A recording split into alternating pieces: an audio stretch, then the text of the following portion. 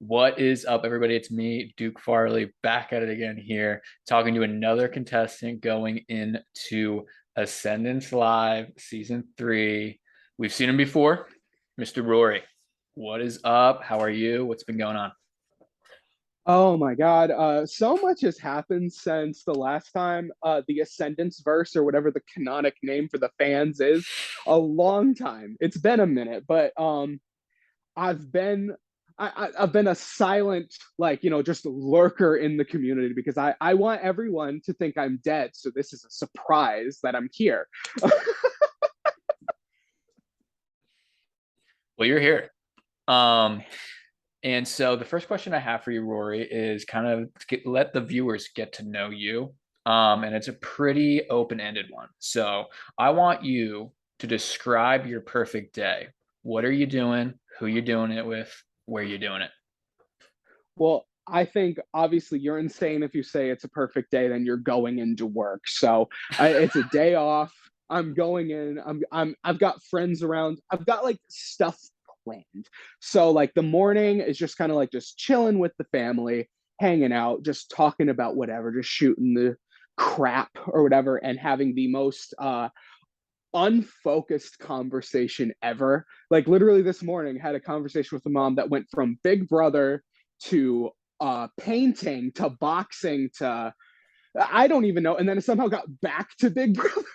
So just like there is no focus or direction in the conversation. That's how you know that you can like and trust somebody. For me, is just like she's like, yeah, but I want to get back to this. I'm like, okay, I'm gonna circle back eventually. Let's just go wild for a minute. After that, just going out for food, just because you gotta go out and see the world. And cooking is hard. As an adult, it's hard. It's not easy. If you enjoy cooking, congratulations, I am not you. And then wrap up the day with games, whether that's online with other people or having game night with my friends, like board games and that jazz. That kind of wraps up a really good day for me. I doesn't need to have a ton of direction, but also that's very hypocritical, as I say, as I have a literal whiteboard in my room of like scheduling. So just the perfect day is kind of like go with the flow, but also some form of structure. So very opposite spectrums. I love it. I love it. Sounds like a great day.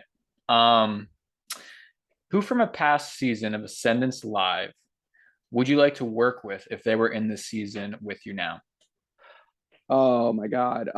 For the first season, I would have to say just I go off of energy more than anything else. Like that is like my vibe. And that's kind of what happens with me picking allies is I make the snap judgment like, I like you. I'm gonna work with you.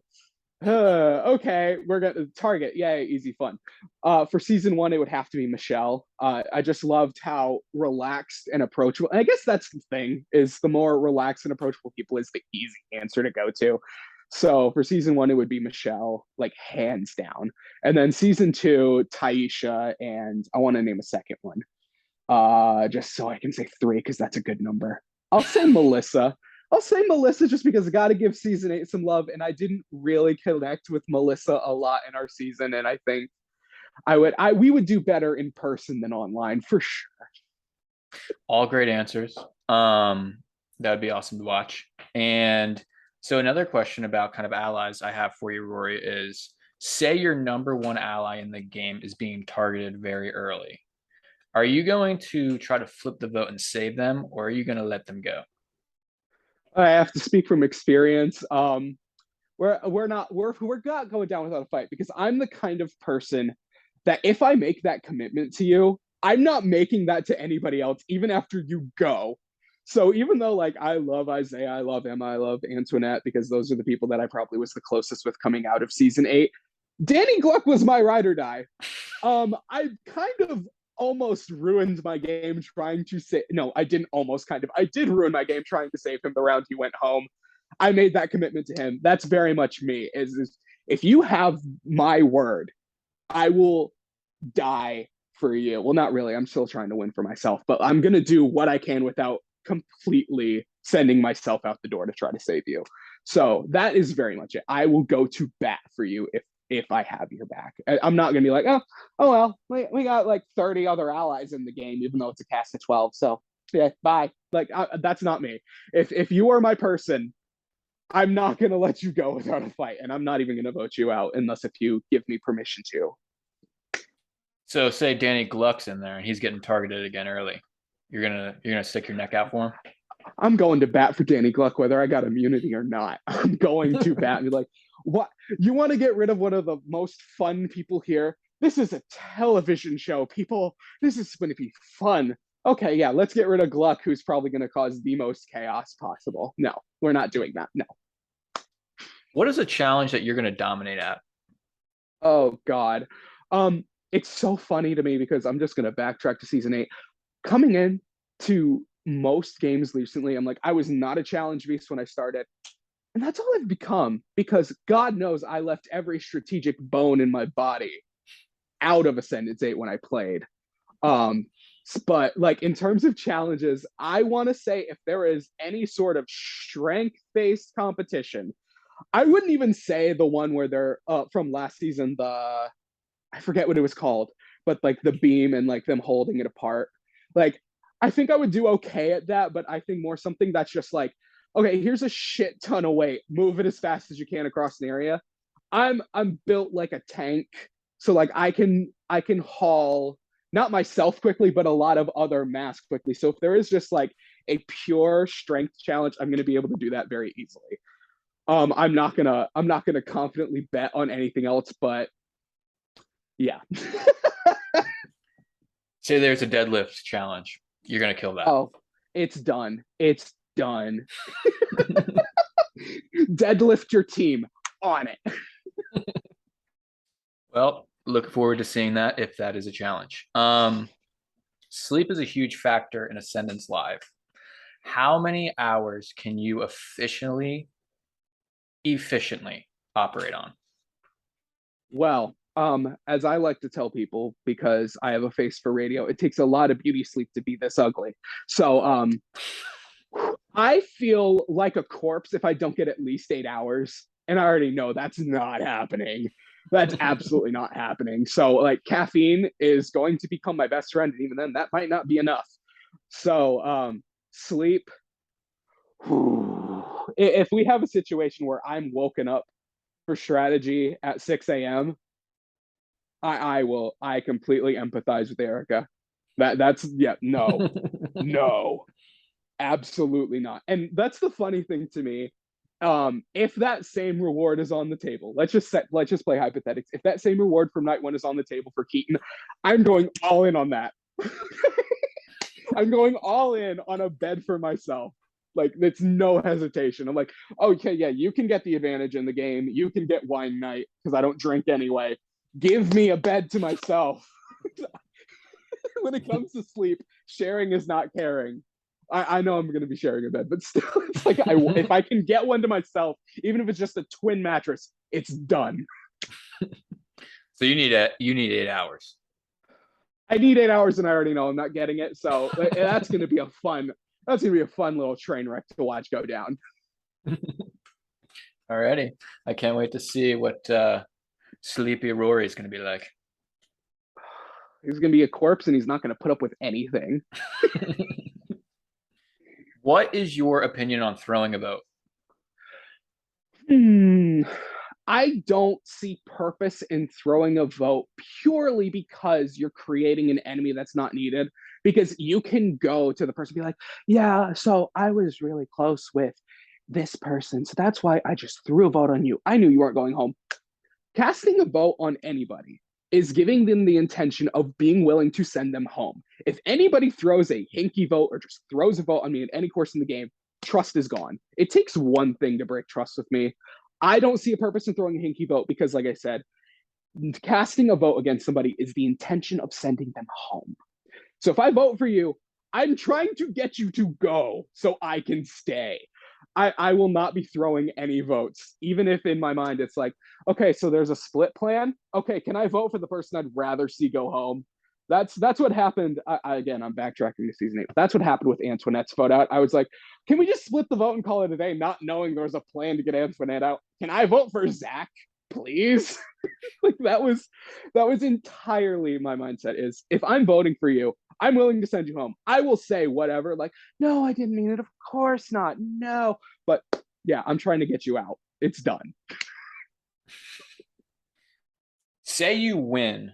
So I'm going to give you a hypothetical situation here. You made it all the way to the final three. You won the final three captain's challenge. So now you're in the driver's seat. You got to pick between two people to take with you to the final two. Number one is your number one ally in the game, but it's going to be tough to beat them. Number two, you have somebody that you really didn't like, but it's going to be easier to beat them in the end. Who would you take in that situation? Uh, so this is tough because I've done both. I've done both of these things, like in online games in the past. But it's going to be what's going through my brain because I'm always going to make the decision what's best for Rory in this moment. I'm going to Ascendance Live to win. So my heart is going to say I'm going to it it depends on how much my ride or die in my mind has done against me. If my ride or die has been like uh brother in arms, like army of two the entire way through, they've never even said my name, none of that jazz, I'm probably taking them just because part of me is like, okay, we played the same game. So even if, whether they vote for you or me, we win because we did the same thing. We ran this. But if I know at one point they were trying to send me home and if I find that out, then I'm probably going to be like, okay, I love you, but I came to win and I know that you were coming after me XYZ. So I am justified because you tried to throw the sucker punch and I'm still standing. So it's entirely circumstantial on what's going on in here in this complete enigma of a brain that hopefully we'll remember the strategic bones just to circle back there. If I leave them at home and dear God, everyone's in trouble. But even if I have them, everyone's in trouble. Let's just be honest.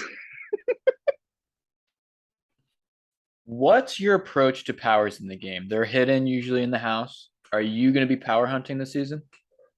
Of course, of course. I for me, I like I said, I think everybody's coming in there to win, and I want to be able to say that I did the best I can with the time I had. That's kind of become my mantra since I dropped out of college, just because I felt like for a year and a half. Fun fact, everybody, I didn't leave my bed for a year and a half. It gets better. I've been at rock bottom. There is no such thing as rock bottom and ascendance for me. Like I've already been to a lower point. So for me going in, I want to be able to say I did everything I could. So power hunting, of course. Making friends and then expanding that hopefully to allies in the game, of course. That's just common sense. I love how I've spun power hunting into like more than that. But the reality is, yes, I'm going to be looking for powers. And yes, I'm going to be bold enough that if I know I'm getting votes at one point, just be like, okay, before we get to the vote, okay, y'all want to change the plan or not? Just put on the necklace. Okay. Okay. This is happening. So do y'all want to do what we actually talked about? Or are y'all going to just like keep lying to me? Okay. Like I'm kind of not a I'm taking a page out of Zach's book from season 8 because I know in that last moment people will panic. So I can take advantage of that. So I'm hoping I can have a pendant for leverage, but of course everybody's going to want a pendant. I'm just not keeping my pendant a secret. I'm not taking that page out of Drew's book or Kennedy's book from this last season. If everybody's going to know when they need to know. So, obviously because you want leverage. Powers, quite literally, as it says, is powers. It gives you an advantage. You want every edge you can get, especially when you're me and you kind of quasi and you don't think people are going to trust you in the first place. So I'm going to try to get my hands on as much as possible. And you're going to share that you have powers to people. I'm going to share what needs to be shared. So like I don't think there's going to be there's going to be some things that are going to be kept secret. Absolutely. But like for the pendant, the first time I hear my name's out there, It's the same thing. Wow, I just keep circling back to season 8. Wow, it's like I played that season of the online version. It's going to be like when I had the 50-50 coin there. I literally told all of my allies, and of course my allies are going to talk to people, I am playing this the first time I'm not safe. I didn't need it the vote Kira went home, but I told everyone I was playing it. So people are going to know when they need to know, and I'm going to be honest about it. I'm not going to say, okay, yeah, I'm going to play my pendant, and then it's going to just stay around my neck for the next vote. Hypothetically, yeah, that's awesome. Woo, got another round. Y'all believe my lie. I need to be as honest as possible so that when I do lie, it means something. So certain powers, like if I can block a vote anonymously, I'm gonna just be clarifying with production, how much can I do without everyone else knowing? And then I'm gonna do that. Then no one's gonna know. So like if it's the block a vote, yeah, so we're just gonna block Marvin's vote here, and I'm not seeing a damn thing. So it's gonna just be how much are they gonna let me get away with nothing? And I'm expecting nothing, but we'll see what we can do. We'll see what we can do. I love that. What are you doing to prepare? So the funny thing was, is I told myself, in terms of preparedness on a strategy level, everybody, hello, I'm Rory. The last time I played a game was 18 months ago. The combination of working for Amazon, my schedule, just the way that my life has been going, slash moving to an apartment that had god awful internet, I haven't touched a game since I got voted out in March of last year. So I'm hoping, like I said, there are strategic bones still in this body because you can't succeed without them. In terms of physical, absolutely nothing at this point. I was like, I'm going to do X, I'm going to do Y, I'm going to do Z, I'm going to read books on strategy to people. I'm going to get back into workout routine, or like I'm going to do keep doing what I was doing. Just life happens. As of right now, there was little to no preparedness going into this. You're just getting everyday me problems and all, which another thing I just want to touch back on. I don't know, and I'm gonna say you can cut this if they don't want this mentioned. I was an alternate for last season, which I think is hilarious because Jodely actually messaged me during the season, be like, "I wish you were there in season 2." I'm like, "Yeah, yeah, me too. I was almost there." So, there was a part of me that's just like, things happen for a reason. I pulled a tendon in my knee during the time I would have been at Ascendance Live 2. I'm so glad it didn't happen there. I wanted to go there and be there so badly, but everything happens for a reason. We're here for Live 3. Hypothetically, my knee's not going to give me issues. It hasn't for months, but I'm going to be wearing a brace in case, and also it's a fun place to hide powers if you need to. So I'm gonna have that if I need it, but hopefully I won't. Um, Everything happens for a reason. I completely drove, like I told you earlier, I completely drove the question off the track. But here we are. What's one thing that you want to accomplish with this experience? I just want to be proud of it, and I'm gonna get real emotional here. But the reality for me is, I'm 25 now. Um, I have been applying to these shows that this entire experience was inspired by for 4 years since I've been eligible. Nothing. This I feel like is it for me. That's why I feel like I can't leave anything on the table because I'm like, this is my shot. I'm not gonna be on Big Brother. I'm not gonna be on Survivor. That's not happening. This is it. So I'm giving it every damn thing I've got. Because the other part of it is I came into this community with original games. I love original format games. I will hype up Ascendance. I will hype up strategic aspect just because that's the one that I came in with, and I have to give a shout out because Grayson from Spring Break. Shout out Grayson. Yeah, he's one of my best friends, and low key, high key, Papa came to me and like, hey, can you play Spring Break? I can't because of my schedule, but hey, Grayson, you want to play a game? But for me, I will hype up an original game every day of the week just because I love the mind that has to be in place in order for that to happen. And not that I have any clout or pull or leverage whatsoever with a mass, but I want to do this game proud, not just for me. I mean, yes, for me, because I want to win and I want to be able to say all of my thoughts of I could succeed in that environment. I want to prove that I'm not just hyping myself up, and I want to put on a good show for people to enjoy. I want to put on a good show for production. I want people to say that wasn't a mistake.